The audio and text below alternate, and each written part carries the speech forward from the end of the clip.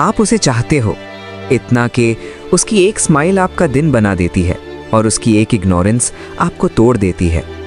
आप उसके लिए हमेशा अवेलेबल हो, लेकिन वो कभी आपके लिए अवेलेबल नहीं होती। फिर भी आप छोड़ नहीं पाते। क्यों?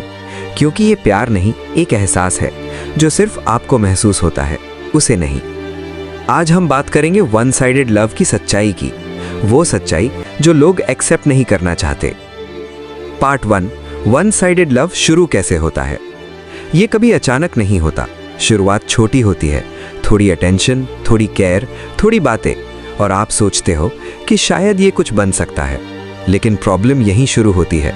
आप पॉसिबिलिटी से अटैच हो जाते हो, रियलिटी से नहीं। आप फ्यूचर इमेजिन करने लगते हो जबकि प्रेजेंट में कुछ क्लियर नहीं होता। Part 2, illusion versus reality. One sided love में सबसे डेंजरस चीज क्या है? इल्यूजन। आप खुद से स्टोरीज बनाते हो। वो बिजी है इसलिए रिप्लाई नहीं कर रहा, वो शाय है इसलिए एक्सप्रेस नहीं कर रही, वो इनडायरेक्टली केयर करता है। लेकिन रियलिटी क्या है? अगर कोई आपको चाहता है तो वो क्लियर होता है, कंफ्यूजिंग नहीं। पार्ट 3, क्यों छोड़ नहीं पाते। अब सबसे इंपॉर्टेंट सवाल, आप जानते हो कि वो आपको नहीं चाहता, फिर भी आप छोड़ क्यों नहीं पाते? 1, इमोशनल एडिक्शन। आपको उसकी आदत हो जाती है, उसके मैसेजेस, उसकी प्रेजेंस, उसके थॉट्स, ये एडिक्शन बन जाता है। 2, होप, उम्मीद। आप सोचते हो शायद एक दिन वो समझेगा, शायद एक दिन सब बदल जाएगा, लेकिन ट्रुथ ये है, होप आपको रियलिटी से दूर रखता है। 3, सेल्फ वर्थ की कमी। आप अंदर से फील करते हो शायद मैं इतना डिजर्व नहीं करता, शायद अगर वो मिल जाए तो मैं कंप्लीट हो जाऊंगा, और यही आपको ट्रैप कर देता है। पार्ट 4, पेन क्यों होता है। वन साइडेड लव इतना पेनफुल क्यों होता है? क्योंकि आप इन्वेस्ट करते हो लेकिन रिटर्न नहीं मिलता। आप टाइम देते हो, एनर्जी देते हो, इमोशंस देते हो, लेकिन सामने से साइलेंस मिलता है। और सबसे पेनफुल बात, आप उसे ब्लेम ही नहीं कर सकते क्योंकि उसने कभी प्रॉमिस ही नहीं किया था। पार्ट 5, साइंस की ये वन साइडेड है। अब क्लैरिटी के लिए, 1, हमेशा आप इनिशिएट करते हो, मैसेज आप, कॉल आप, एफर्ट आप। वो रेयरली एफर्ट करता है, जब उसे जरूरत होती है तभी कनेक्ट करता है। 3, कोई क्लैरिटी नहीं, हम क्या हैं, कोई क्लियर आंसर नहीं। 4, आप कंफ्यूज्ड रहते हो, स्ट्रॉन्ग कनेक्शन में कंफ्यूजन नहीं होता।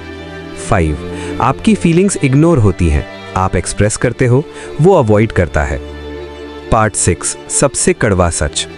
अब एक रियलिटी, आप उसे नहीं चाहते, आप उस वर्जन को चाहते हो जो आपने अपने माइंड में बनाया है। असल में आप उसे नहीं, अपने इमेजिनेशन को प्यार कर रहे हो। पार्ट 7, लेटिंग गो क्यों जरूरी है।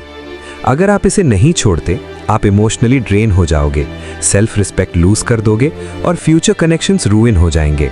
हाफ लव आपको पूरा तोड़ देता है। पार्ट 8, कैसे बाहर निकलें। अब सबसे जरूरी हिस्सा। 1, रियलिटी एक्सेप्ट करो, वो आपको नहीं चाहता, बस, कोई हिडन मीनिंग नहीं। 2, डिस्टेंस बनाओ, मैसेजेस कम करो, सोशल मीडिया अवॉइड करो। 3, अटेंशन वापस लो, आपने उसे इंपॉर्टेंस दी, अब खुद को दो।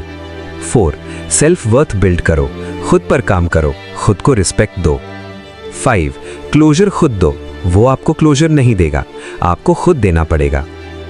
Part 9, deep psychological shift.